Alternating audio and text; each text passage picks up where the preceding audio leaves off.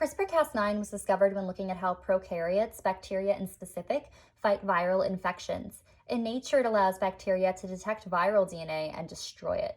It is not necessarily used for altering gene expression. However, CRISPR-Cas9 is now being used in research to see how it can be employed to alter gene expression. Prokaryotes use other innate mechanisms to alter gene expression, and these mechanisms affect transcription and whether RNA polymerase can access the coding region of DNA to transcribe mRNA from it. A researcher could use CRISPR-Cas9 to alter gene expression before transcription, as it is known for its ability to find specific sequences of DNA and precisely cut them out.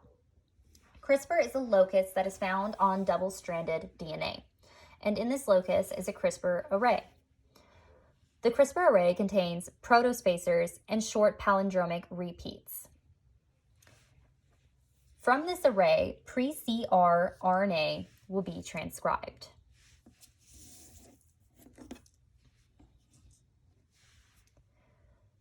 This pre-CR RNA will have to be processed to form cRNA, and for this to occur, a trans-activating cRNA called tracer RNA will bind to the short palindromic repeats of the pre-CR RNA. So there will be another tracer here and here and here.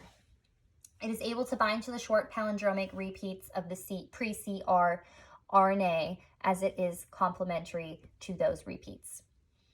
The tracer RNA will then recruit RNase 3 and a Cas9 to form a pre-CR RNA, tracer RNA, Cas9, RNase 3 complex.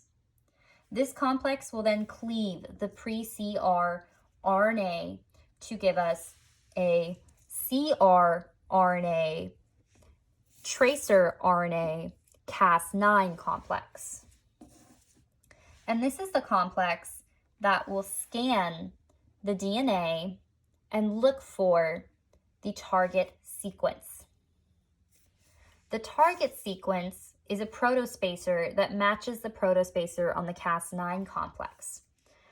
The Cas9 complex will scan the DNA until it finds the target sequence, but it won't cut the target sequence unless it finds a protospacer adjacent motif known as PAM downstream to the target sequence.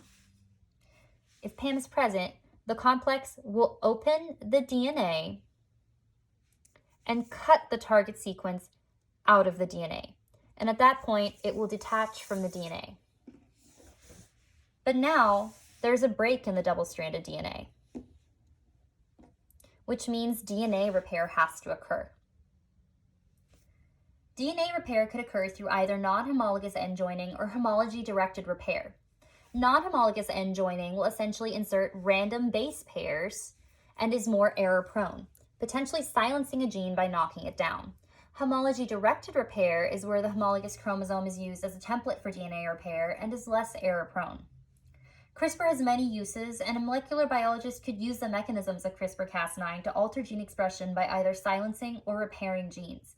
They could use the Cas9 complex to cut specific gene sequences out of the DNA, and then insert a new desired piece of DNA.